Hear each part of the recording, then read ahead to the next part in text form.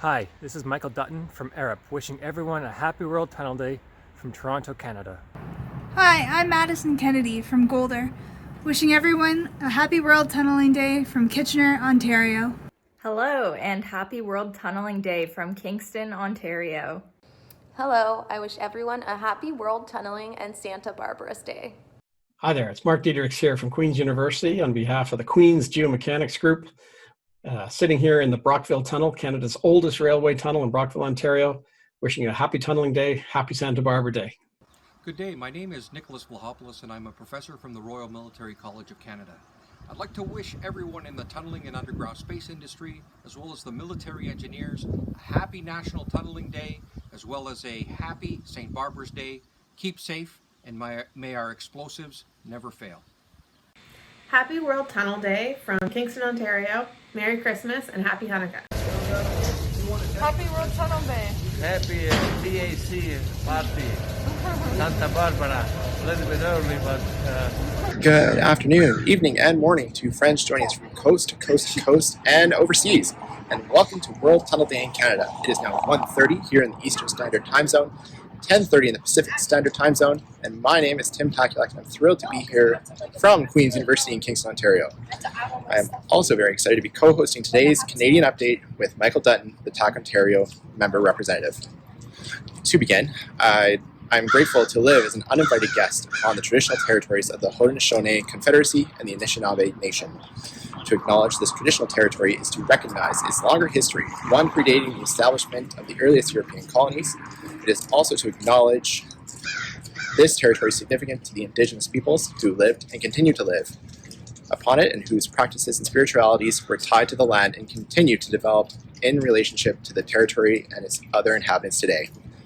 It is my understanding that this territory is included in the Dish with One Spoon Wampum Belt Covenant, an agreement between the Iroquois Confederacy and the Confederacy of Ojibwe and Allied Nations to peaceably share and care for the resources around the Great Lakes. The Kingston Indigenous community continues to reflect the area's Anishinaabe and Haudenosaunee roots. There is also a significant Métis community, as well as First Peoples from other nations across Turtle Island present here today. We hope you've been enjoying the 24-hour celebration of World Tunneling Day and you grabbed yourself a Tim's coffee and put the hockey game on pause. The Tunneling Association of Canada young members would like to welcome you to join us and sit around the virtual fire while we look back at the 2021 year of tunneling and celebrate St. Barbara's Day. This year has had its challenges, and while we're just starting to get back to heading out on tunnel tours and meeting up to watch presentations and share a pint in our local establishments, we've managed to still come together as a tunneling community. And now I'd like to pass it over to Michael. Thank you, Tim, and hello, everybody. Welcome to the World Tunneling Day in Canada. My name is Michael Dutton. I am thrilled that so many of you have chosen to join us today. Before I begin, I'd like to acknowledge that the land from where I'm speaking from is the traditional territory of many nations, including the Mississaugas of the Credit, the Anishinaabe, the Chippewa, the Haudenosaunee, and the Wendat peoples, and is now the home of many diverse First Nations, Inuit, and Métis peoples. We also acknowledge that Toronto is covered by Treaty 13 of the Mississaugas of the Credit. Today's 24-hour Zoom celebration would not have been possible without the help and support of the ITA YM Steering Committee, and as well as the nation member reps and their teams from around the globe. I would also like to give a big thank you to the Canadian young members who helped put together today's celebrations, including Jonathan from Quebec, Caitlin, Madison, Simone, Emily, and Billy, and Tim from Ontario, Nicole and Graham from British Columbia.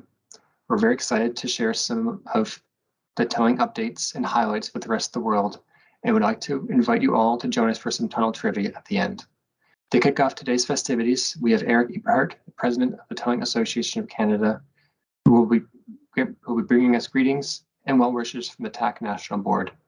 Afterwards, Giuseppe Gasperi will recount for us the story of Santa Barbara and how she became the patron saint of miners. Hello from Canada. My name is Eric Eberhardt, President of the Tunneling Association of Canada. On behalf of TAC, I'd like to wish everyone in our international tunneling community a happy St. Barbara Day. Just recently, TAC has published a photo book on the history of tunneling in Canada, and this serves as an inspiring reminder of the important and impressive work our industry does and continues to do, from connecting and improving the livability of our communities to delivering reliable, clean energy through hydroelectric projects.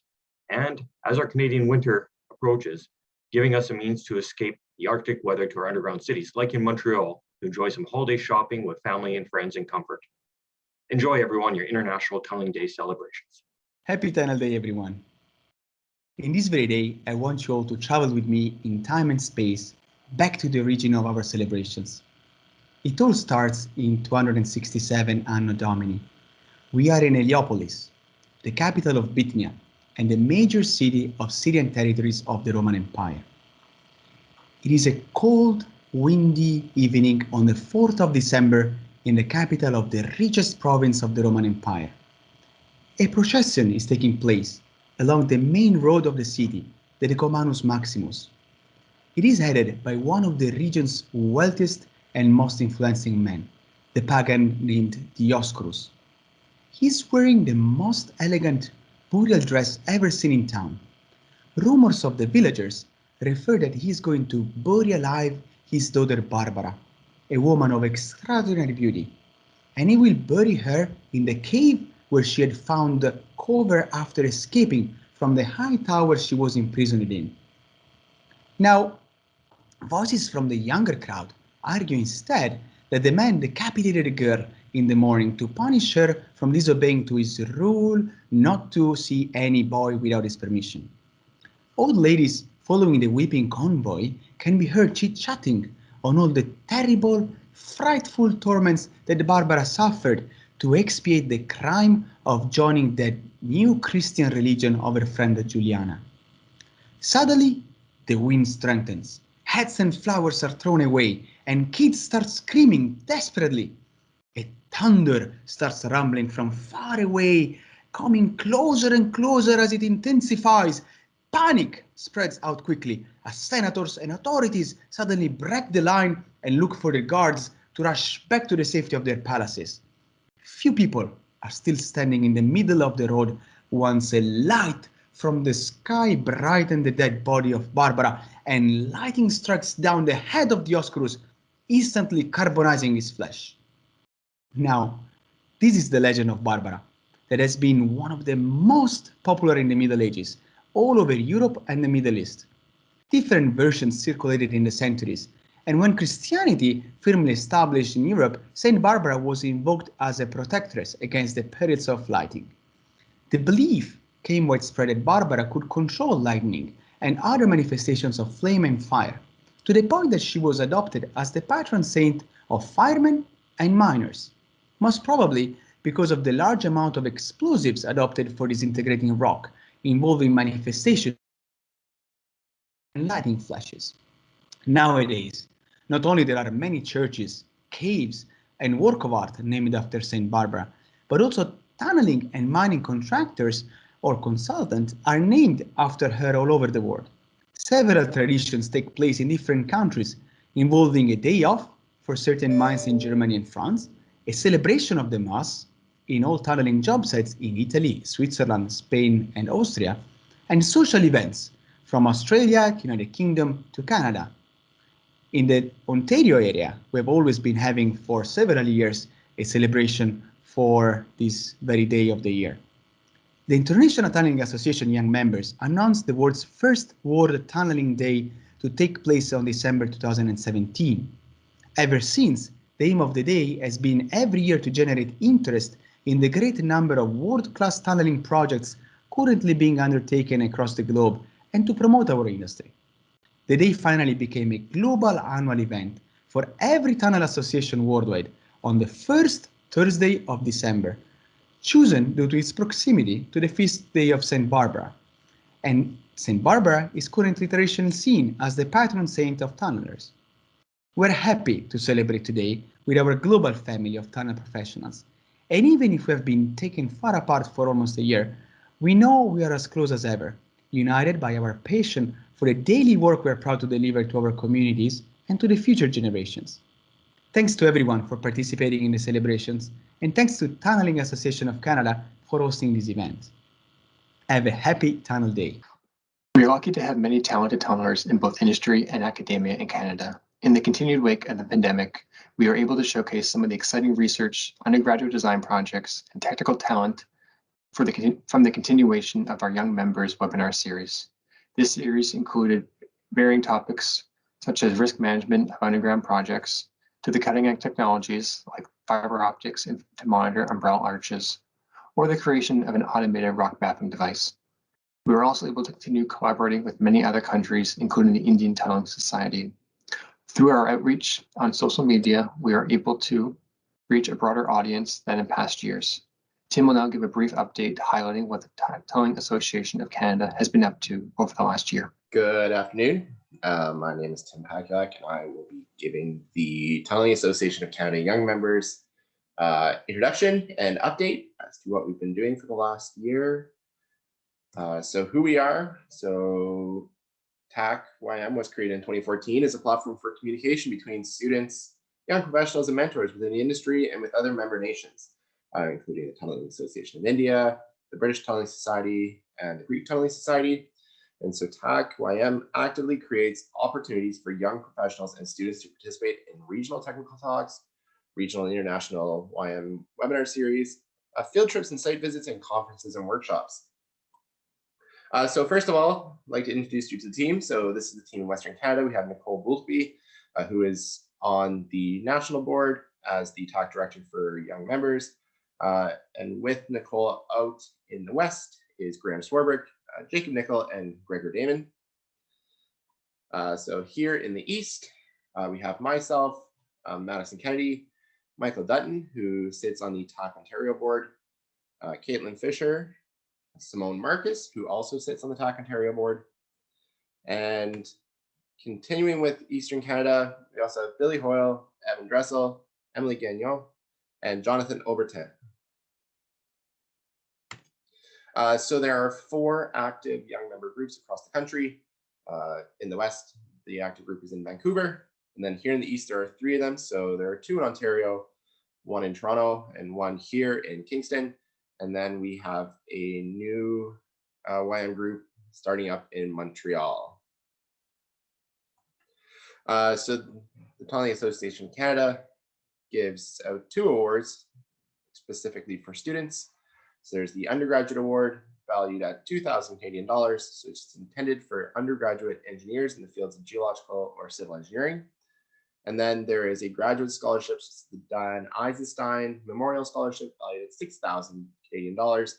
This is intended for postgraduates planning to undertake or currently undertaking postgraduate studies in the field of tunneling at a recognized Canadian university.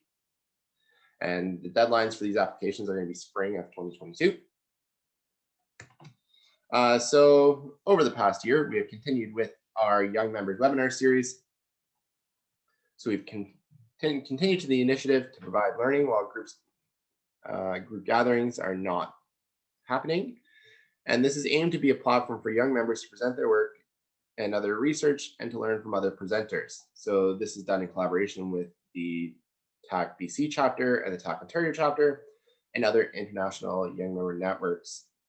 Due to the COVID-19 pandemic, January 2020 was the last time TAC YM in-person events were held until November of 2021, where a group of University of British Columbia students were taken on a site visit.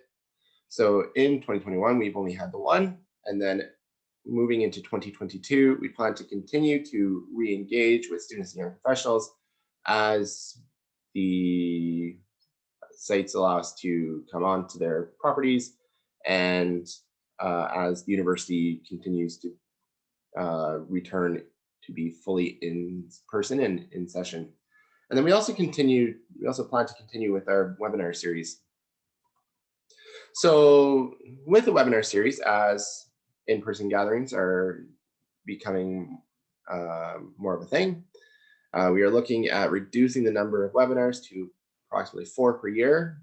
And we'd like to split it into 2 separate series. So a what's new in the industry, so either presenting new research or having young members talk about innovation in the industry, and as well as the lessons learned. So these are taking more experienced practitioners and giving them a forum to teach the next generation of Canadian tunnelers.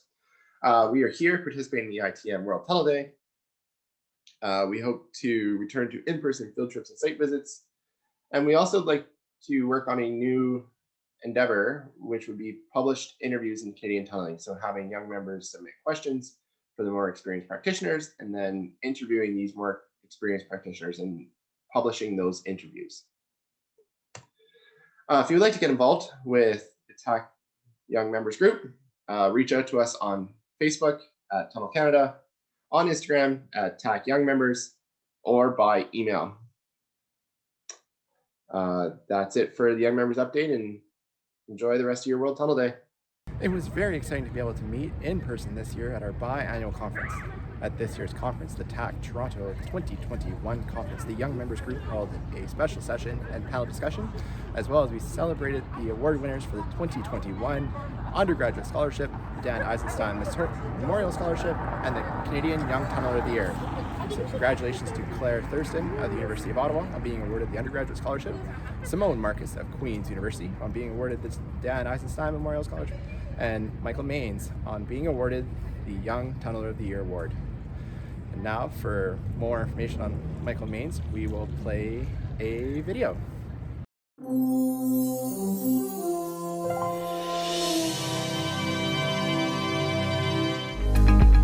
As a licensed engineer in both Canada and the United States, Michael Maines has over 10 years of experience in the design and construction of tunnels, foundations, and deep shore excavations. Fluent in English and French, his expertise as technical leader, design manager, and project engineer has taken him to 4 countries across 3 continents to execute several high-profile tunneling assignments in Canada, France, Australia, and the USA. Currently working as Senior Tunnel Design Lead for AECOM's Western Canada region with a bachelor and master's degree in civil engineering, Michael strives to advance the industry's body of knowledge through his participation in industry working groups, technical publications, and presentations. He also shares his enthusiasm for engineering through his YouTube channel, which has more than 50,000 views, helping young engineers pass the U.S. licensing exams. Michael hails from the small town of Whistler, British Columbia, and has been skiing and backcountry camping his whole life. Other hobbies include architecture and living in new countries. Because of his commitment and enthusiasm for the Canadian and international tunneling and underground industry, TAC is proud to congratulate Michael Maines, winner of the TAC 2021 Canadian Young Tunneler of the Year.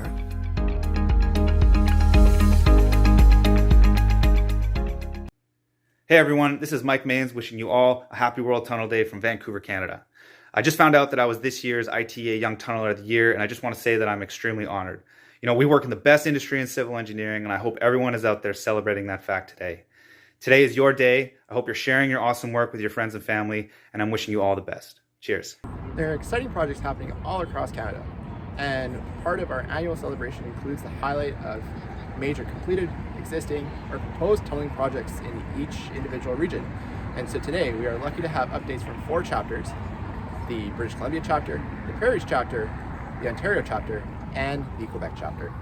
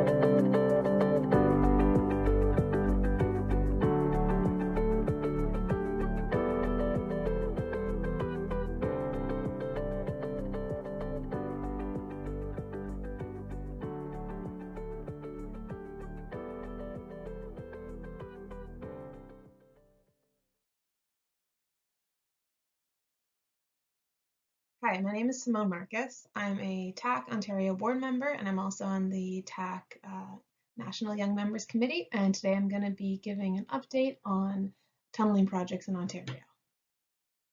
The City of Toronto has embarked on the largest and most significant stormwater management program in the city's history. The Coxwell bypass tunnel is part of this project and consists of over 10 kilometers of tunnel with numerous drop shafts and connection points. Water is able to be conveyed from Midtown south to the Ashbridges Bay treatment plant. Construction is also ongoing on the integrated pumping station at the Ashbridges Bay treatment plant. Notable parts of this project include several connection shafts up to 30 meters in diameter, a over 300 meter long SEM tunnel, and a microtunnel which crosses just 8 meters below Lakeshore Boulevard. The next part of this project is the Outfall tunnel, which carries treated wastewater from the Ashbridges Bay treatment plant back into Lake Ontario. This tunnel is 3.5 kilometers long and is excavated using a single shield rock TBM. Just west of Toronto, the region of Peel is one of Ontario's most populous regions. The Burmum Thorpe water project includes installing approximately 12 kilometers of water and sanitary pipes by tunneling, trenchless technology, and open-cut trenching to support growth in the Mississauga city centre. To aid in the development of the Greater Toronto Area's commuter rail, a rail tunnel was constructed under the Highway 401 and 409 interchange. The tunnel was constructed under 21 lanes of active traffic with less than 2 meters of granular cover and strict settlement limits. The Atlantean Crosstown project is one of the most well-known projects going on in Toronto and will provide a much-needed east-west transit line through the city's midtown. With the station's portion of the project being nearly complete, this project saw transit stations built by SEM for the first time in the city's history. The next part of the Eglinton Crosstown project is the construction of tunnels to connect the stations. Excavation will begin next year on the west extension of the LRT line. The above and below ground line will connect the west side of the city into the metro system. The highly anticipated Scarborough subway extension will connect Toronto's east end suburb, Scarborough, to the existing metro system. This project will feature a 12-meter diameter TBM to house a twin-track subway upon completion, which will be a first for Toronto. Thanks, Simone. I will now highlight several of the upcoming tunneling projects in Toronto. To the north of the city, and labeled here as A, is the Yonge North Subway Extension. This 7.5 kilometer long project will extend the existing Line 1 northwards from Finn Station to the Richmond Hill and Highway 7 area. It is anticipated that a portion of this will be mined via a large single-bore machine. The Scarborough Subway Extension is located to the east of the city, labeled here as B, and as we just heard, will be commencing boring next year. This will be followed by a contract for 3 new stations and the numerous ancillary structures that are required.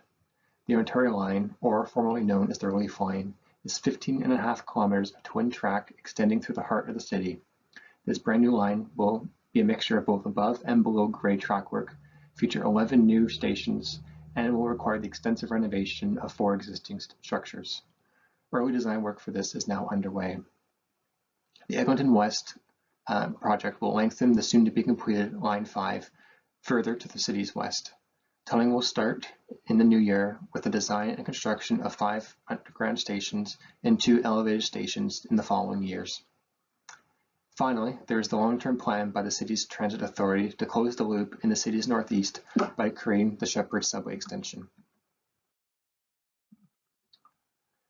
We've heard about the Coxwell Bypass Tunnel and all the construction activities at the Ashbridges Bay treatment plant. However, the city's larger master plan also features the Taylor-Massey Tunnel and the Inner Harbour Tunnels. Design for these recently started and construction is planned in the coming years. While we could go on talking about all the tunneling projects that are expected in the coming years, I'd like to finish on this one unique project. It may come as a surprise to many of you to learn that Toronto features the world's largest lake-powered cooling system. Operated by Enwave, cold water is drawn in from the bottom of Lake Ontario and through heat exchangers is used to cool nearly 100 buildings in the city's downtown core, including the Scotiabank Arena. Demand for this sustainable system is rapidly increasing and additional pipes are now required. One of Metro Vancouver's most ambitious construction projects is 30 meters beneath the bottom of Burrard Inlet. Nearly 200 million pounds of soil were removed to create the new Second Narrows water supply tunnel.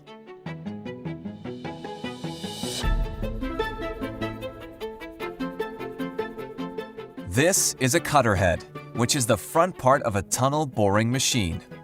Essentially, the way that the tunnel boring machine operates is it creates a thrust with hydraulic cylinders to push it into the ground, and the cutter head spins to chew away at the earth.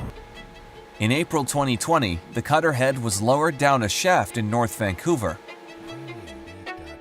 This new tunnel is just over a kilometer long and will replace existing water mains that carry drinking water from North Vancouver to North Burnaby.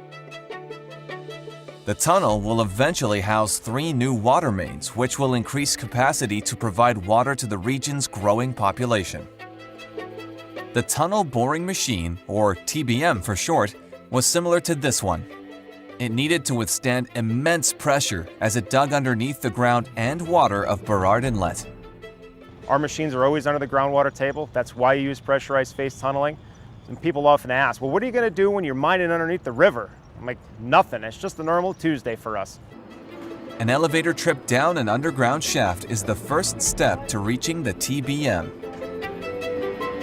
Next is a mine train that transports people and materials in the tunnel.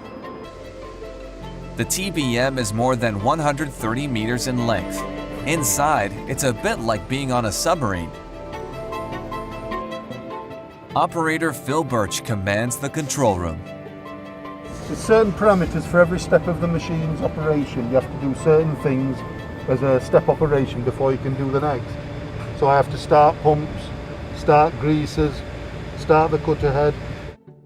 It took about an hour and 10 minutes for the tunnel boring machine to advance 1.5 meters.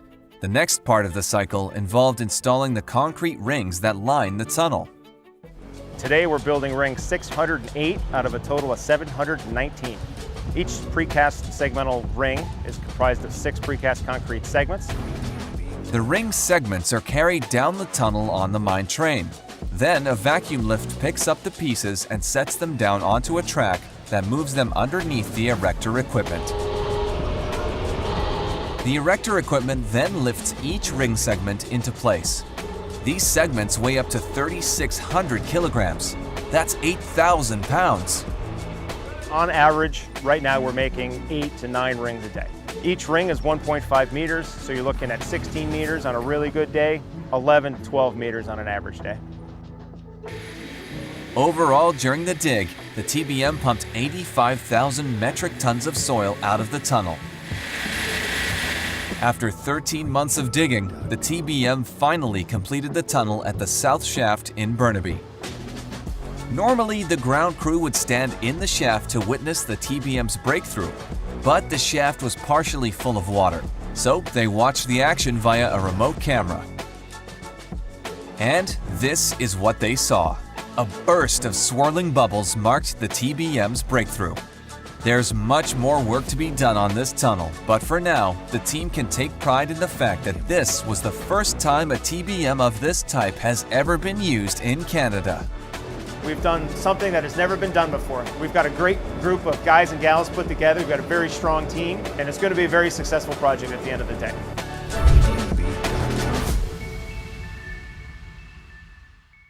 Good afternoon, everyone. My name is Stephanie Robillard, and I'm the BC Regional Director for the Tunnel Association of Canada. I'm coming to you today from beautiful Vancouver in British Columbia in Western Canada. I'm pleased to share with you today a number of our current tunnel projects, as well as some of the upcoming work we have.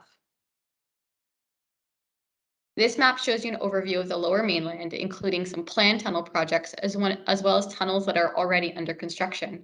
You can see that we have a lot of work going on for a relatively small Canadian city of 3 to 4 million people.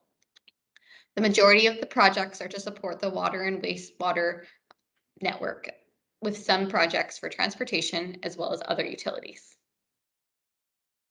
Now to step through a couple of the projects that are under construction as well as those that are just starting. The Second Narrows Crossing is a water supply tunnel for Metro Vancouver. It's 1.2 kilometers in length and was constructed by Slurry TBM. It goes through a mix of soils as well as soft bedrock. There are deep shafts on either side of the Burrard Inlet. The tunnel is now complete, and the installation of the 3 large diameter steel pipes will begin shortly. The Anessus wastewater treatment plant Outfall is also under construction. This project includes 2 shafts constructed by slurry panel, which are now complete, as well as approximately 800 meters of tunneling. This includes 2 drives, one between the inland shafts and one out to the riser in the Fraser River. The first of the 2 tunnel drives is now complete, with preparations for the second underway. The Broadway subway project is now also in construction. This is a large tunneling project for our region. This includes twin bores for EPB TBMs, 5 kilometers in length and 6 meters in diameter. These tunnels will pass predominantly through sandstone with some glacial sediments. There will be 6 large underground stations that will be constructed by open cut. Currently, the portals are being constructed and the station box street decking is also underway. Tunneling is anticipated to start in mid-2022. Now for a couple projects that are just beginning to go into construction, the Anesis water supply tunnel. This will be an EPB tunnel under the Fraser River, and it'll be 2.3 kilometers in length. Similar to many of the jobs we've spoken about, this will include 2 deep shafts. This project has now been awarded, and construction is anticipated to start early 2022. One project that is concluding its procurement phase and moving into construction next year will be the Fortis BC Eagle Mountain to Wood Fiber gas pipeline project. This includes TBMs coming from 2 different headings to meet in the center. One will be a slurry TBM through river sands, and the other will be a TBM coming through granite with up to 500 meters of cover. This tunnel will house a gas pipeline feeding the wood fiber LNG facility that's been planned. Currently, this project, the design builder tenders have been received and award is anticipated in early 2022, with construction starting in late 2022. Finally, I'd like to talk to the Stanley Park water supply tunnel. This project is just concluding its design phase and will move into procurement next year. This is a 1.4 kilometer long tunnel under our prized Stanley Park. It'll be 4-meter diameter horseshoe tunnel in sandstone to be constructed by Roadheader. The final pipe will be 2.6 kilometer ID steel and housed within that rock tunnel. There will be 3 shafts with the excavation occurring from the central shaft. So that concludes my very brief overview of some of the most interesting projects we have going on in the Lower Mainland. So from BC, thanks for listening and have a great St. Barbara's Day.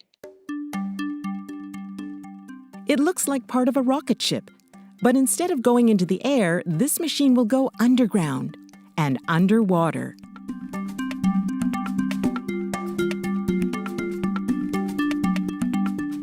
This is part of a tunnel boring machine, or TBM, that will be lowered into a 30-meter shaft at Anesis Island Wastewater Treatment Plant. The TBM is needed to construct a new outfall pipe, which will carry clean, treated wastewater to the Fraser River.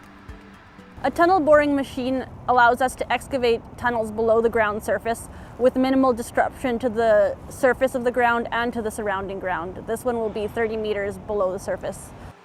So the piece that we're lowering into the outfall shaft today weighs over 100 tons, which is why there's a specialized crane on site to do that lift.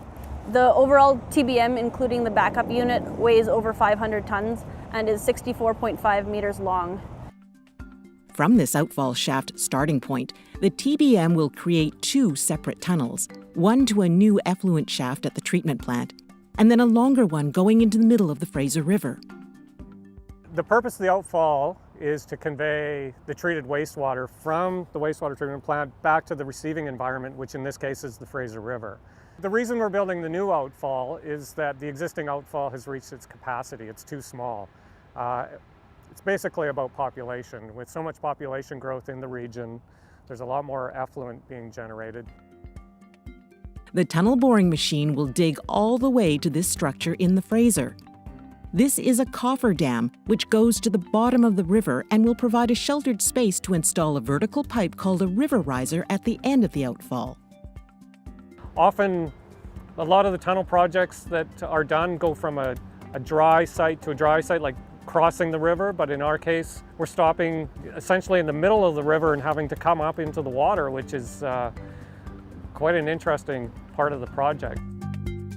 Lowering this part of the tunnel boring machine was the first step in a long process. Once it starts to dig, it will take the better part of a year to complete the tunnels. Things went great today, and it's good to be part of such a well-experienced team. As you saw, everything had a lot of planning and preparation behind it.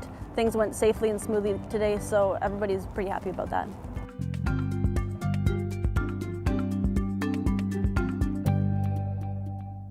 Good afternoon. My name is Tim Pakiak, and I will be giving a quick update for the Prairies Chapter.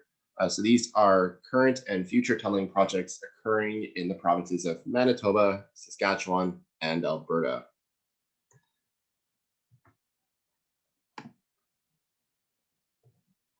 So starting in the west, in Alberta, there's the Calgary Green Line. So this is a new LRT line consisting of 29 new stations, approximately 46 kilometers of additional track, and 3 kilometers of tunnel, with an estimated value of $4.6 billion. Moving north to the capital city of Edmonton, there is new construction on the Edmonton Valley Line. So this is 27 kilometers of additional LRT track, where there are 2 500-meter tunnels being constructed, and the value of this project is approximately $1.95 billion. Also staying in Edmonton, there is some municipal work being completed. So there is the Edmonton Duggan tunnel replacements. This is 3 kilometers of 2,100 millimeter diameter trunk sewer, which is going to consist of 18 shafts and some open cut work. And then moving east to the province of Manitoba, there is ongoing work with the Winnipeg Combined Sewer Outflow Relief Project. So these are multiple projects happening within the city of Winnipeg to help reduce flooding and protect water quality in rivers and Lake Winnipeg. And there's an estimated project cost of approximately $43 million. That's the update for the Prairies Chapter. Thank you and enjoy the rest of the World Tunneling Day. Hello, TAC Young Members Group. My name is Jason Mann. I'm with KGS Group in Winnipeg, and I'm incoming VP West for TAC and past president of EGM Manitoba. And just was wanting to say a quick hello and wish you well on your Tunneling Day activities. I know last year's event was well received and extremely well done, and I would imagine that this year will be no different. So thank you to all of the TAC Young members for your efforts, and good luck with your event. Thanks very much. Bye-bye.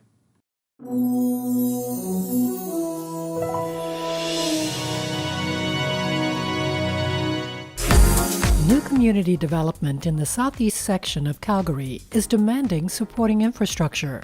The new Rangeview Sanitary Trunk project includes a 3.5-kilometer long trunk to convey wastewater from new development to the Pine Creek wastewater treatment plant.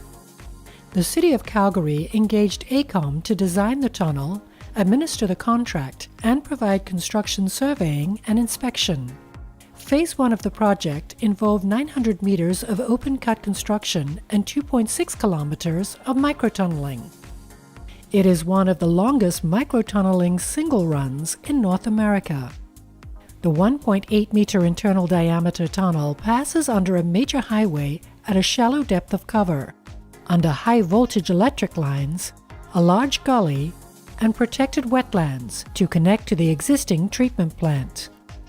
A Herring Connect AVN slurry MTBM excavated the tunnel in saturated silts, clays, and sands, rated as fast raveling with groundwater pressure at 3 bar at the tunnel crown. General contractor Volker Steven Contracting and its tunneling subcontractor Innovative Pipeline Crossings excavated the tunnel in 3 drives up to a depth of more than 20 meters. To reduce risks at the highway underpass considered the most challenging aspect of the project, the team controlled tunneling advance rates, reduced tunneling target pressure by 40%, established an on-site and 24-hour standby cleaning crew to reduce impacts to highway traffic should there be an escape of slurry through the shallow cover, and implemented a strong real-time communication system with the stakeholders. 2 9-meter diameter shafts and 2 exit portal walls for launching and reception of the MTBM machine posed additional challenges. Initially designed with cast-in-place concrete walls, the team decided to use precast segmental lining in the shaft instead.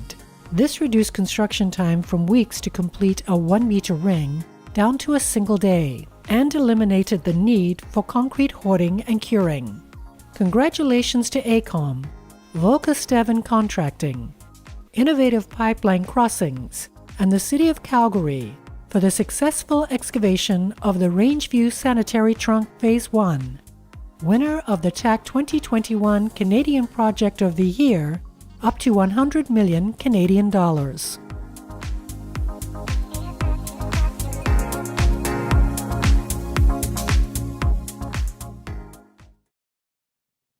Hello, bonjour. My name is Jonathan Aubertin. I am a professor at ETS located in Montreal. I will now be presenting to you a brief overview of ongoing and upcoming tunneling projects in the province of Quebec as part of this 2021 World Tunneling Day event. There's a lot of tunneling work upcoming and currently ongoing in the Montreal and Quebec City region. This work includes the REM and the Blue Line Metro extension, as well as some upgrades and construction of new and existing tunnels.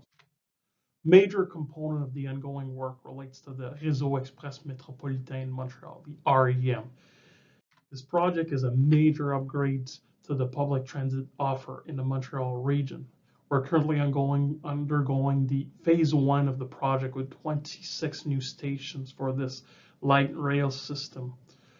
The work includes a lot of tunneling work right downtown under the Mount Royal, as well as near and under the Montreal Airport. Major component of this Montreal tunneling work is the 3-kilometer tunnel right under the Montreal Trudeau Airport, going from the Technopark to the airport itself. It is being excavated at a depth up to 35 meters below surface with a TBM of 7.38 meter head. The TBM itself body is about 100 meters long, and the final tunnel is being lined with a series of prefab segments. The station is scheduled to be commissioned in 2024. The entrance to this tunnel on the north side is from the Technopark, as you can see on the left picture from the top view of these facilities. On the right, you can see a picture of component of the Alice TBM used to dig under the airport and being commissioned in the trench. On the right, you can see some of the prefab segment liners being installed in the final tunnel. Here are a series of pictures of the tunnel under the Montreal Trudeau Airport. On the left is actually the TBM Alice being used, fully assembled before being shipped to Montreal. The picture on the middle is actually a final section of the tunnel under the airport. Another major component of tunneling work in Montreal is the rehab and upgrade of the tunnel under Mount Royal. The project is from an existing infrastructure that goes from the McGill University and near McGill Metro Station under the mountain and to Montreal University and to the Edouard-Montpetit Station. The project involves repurposing an existing train tunnel system over 100 years old and upgrading it with new rock support, new vent shafts, and upgrading the drainage system and changing some of the roof support. Here is a series of pictures of the project. On the left, you have some of the existing installations and infrastructures and drifts drilled underground. In the middle, you have a view of the existing tunnel railways and lines, and on the right, you have a picture of the new support being installed and redesigned for this upgraded system. The McGill station is located on the south side of the Mount Royal tunnel. This is a major project right downtown, as you can see near a bunch of skyscrapers near the McGill University. This is the entrance to the Mount Royal tunnel on the bottom right. Major component of this project is to replace the roof support with an umbrella arch construction system. You can see a series of pictures here on the right, including top right, the final shape of this umbrella arch system. On the other side of the mountain, you have the Edouard-Montpetit station next to Université de Montréal with a shaft of up to 70 meters deep. It is one of Canada's deepest metro stations to be commissioned. You can see a series of pictures right next to Montreal University in that deep shaft being excavated for the station.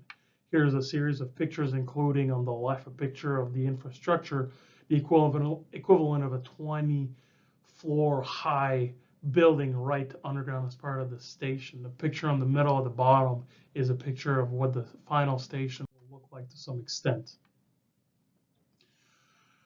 The La Fontaine Tunnel rehab work is another major tunneling work that is currently ongoing. Is basically the upgrade of an existing highway tunnel on the east side of the Montreal Island. This work includes a lot of work on the pavements, the liner, and also upgrading the maintenance and monitoring systems. The Côte Vertu storage and maintenance facility is another major tunneling project. It's actually an increase in existing maintenance facility for the Montreal metro systems. The project was done right downtown near urban areas and was therefore excavated with a road header, as you can see on the bottom right. Here's a series of pictures, including on the left of the installation, almost completely done. On the right, you can see an ongoing installation of the support install and also of the trench itself and the infrastructures covering with the surface. Other major upcoming projects in the Montreal and Quebec regions include the Blue Line Metro extension, which will increase the offer of public transit on the east side of the Montreal Island. There's also the second phase of the Rame de l'Est, which is upcoming and is currently as preliminary design. You also have the potential Quebec-Levi Tunnel, which is at its pre-feasibility stage. The project is intended to connect Levi on the South Shore with Quebec City itself, right near the Parliament. The tunnel will be a single bore with 2 levels for opposite traffic directions. The tunnel profile will be looking like that and go right under the St. Lawrence River. The project is intended to be a tunnel of 8.3 kilometers in length with a 19.4 meters outside diameter and a 10.5 meter width of roadways with the 2 levels. That's it for the Quebec update. 2021 was a big year for TAC, and while we look forward to seeing where the Canadian tunneling is going, we haven't forgotten our impressive and colorful past. As part of the TAC 2021 conference, which was held recently in October in Toronto, the Tunneling Association of Canada released a coffee table book on Canadian tunneling history. We're excited to have the book's chief editor, Seamus Tynan, talk about the newly published book. Afterwards, we'll showcase Canada's top project of the year. Thank you. Thank you very much. Good evening. My name is Seamus Tynan. I'm a director with the Tunneling Association of Canada. And with the onset of International Tunnelling Day, which is the 4th of December, I've been asked by our young members group to provide a short video clip about our most recent completed special project, which of course is our coffee table book called Canadian Tunnelling, Our Memories and Achievements. The fact that I'm actually holding this book is an achievement. The book itself started as an idea back in 2012, and then around about 2015, following approval by the board, it was agreed to get the book into a production state. So a committee was formed, all voluntary, of members of the association, and we engaged a graphic artist at the time to help us plan and put together a set of steps so we could develop the book.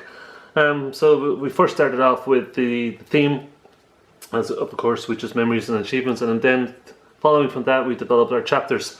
There are 7 key chapters in the book in total. The book is just under 300 pages and quite heavy. So the 7 chapters include pioneering, specialty tunnelling, road, rail, transit, utilities, and of course power generation. So there's a lot of content in the book, a lot of great pictures, a lot of pictures that have never been seen before in a public forum. Of course, one of the hardest things with an approach like this is trying to get content. So we're very fortunate that we have a lot of great members who carry files, their own personal files throughout the years, and gave us superb pictures. And of course, we did a lot of research as a committee, looking at public records, and then of course going to several meetings with various people who would have had recollections of projects and shared their own memories. And yeah, so as you go to the book, there's, as I said, 300 pages. There's a lot of there's we kept the theme being a visual book, so that you can really engage in the pictures, look at the emotion around the content of that picture. You can really get a sense of feeling and of course some of the struggle and trial and error with a lot of the earlier tunnels.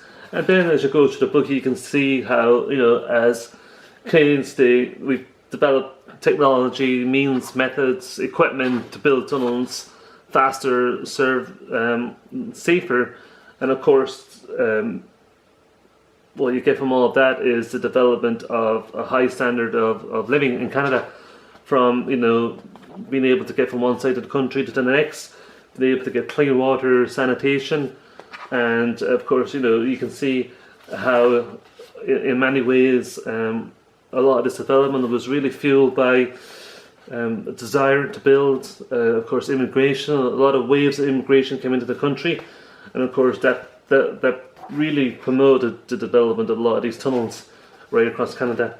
We also see, of course, how a lot of this technology then became exported worldwide, from again going back to equipment, and then of course knowledge, as I guess globally the world developed. People were able to share knowledge, pictures, they were able to share ideas, and of course engineering methods. So yeah, the book itself, I think everyone will enjoy it. I think everyone should have a copy, especially if you're a Canadian Tunneling Young member. And of course it serves to really store the memories of what we've achieved as a country. And of course I can only hope that as I hold this book, I get you and a lot of others would get the same feeling I would get as I hold this book, which is over 150 years old and charts the first tunnels were ever built in the world. So yeah, I can only hope that the book will serve to share those memories. I have to give a quick shout out to all the people that helped us with the book. Our sponsors, the board, the Tunneling Association board, and of course people who always inquired about the status of the book and whether it had been finished. Typical to a long tunnel drive, I suppose. So again, I want to wish everyone a happy International Tunneling Day, and I hope you enjoy the book. And of course, we're always looking for feedback and different ideas.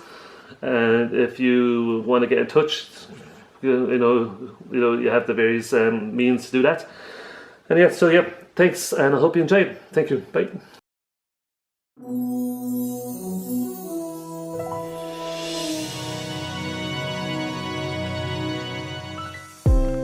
A new light rail transit line driving increased development and population density motivated the region of Peel to upgrade water and sewer services to the Mississauga city centre.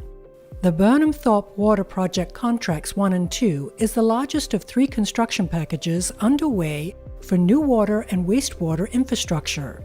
The contracts include a 3.6 kilometre, 1.5 metre diameter water main via 2-pass TBM tunneling with 7 shafts. The second pass to install a concrete pressure pipe grouted in place within the tunnel. A 2.4 kilometre, 1.2 metre diameter sanitary sewer installed via 1-pass microtunneling with 7 shafts. And a 300 metre long, 600 millimetre diameter water main installed via 2-pass microtunneling with 2 shafts.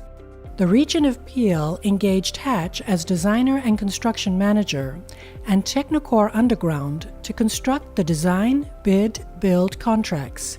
Significant achievements include a design process that took less than 18 months to complete, a major accomplishment for such a dense urban area, with numerous regulatory requirements and stakeholder considerations. The completion of all tunnel and shaft works without a major safety incident. Technicore Underground enacted new safety practices for COVID-19. The project utilized multiple tunnel technologies. Each technology managed various technological, surface, and application requirements. At one of the busiest intersections adjacent to one of the country's largest shopping malls, the project team designed and executed the intersection and crossing of 5 tunnel drives and 3 shafts while maintaining traffic flows in all directions. The team also responded quickly to noise complaints, including erecting a sound-absorbing wall around the micro-tunneling slurry separation unit. And the region of Peel commissioned bespoke art installations to reduce the visual impact of construction. Crews completed construction without major impacts to vehicles, pedestrians, or cyclists.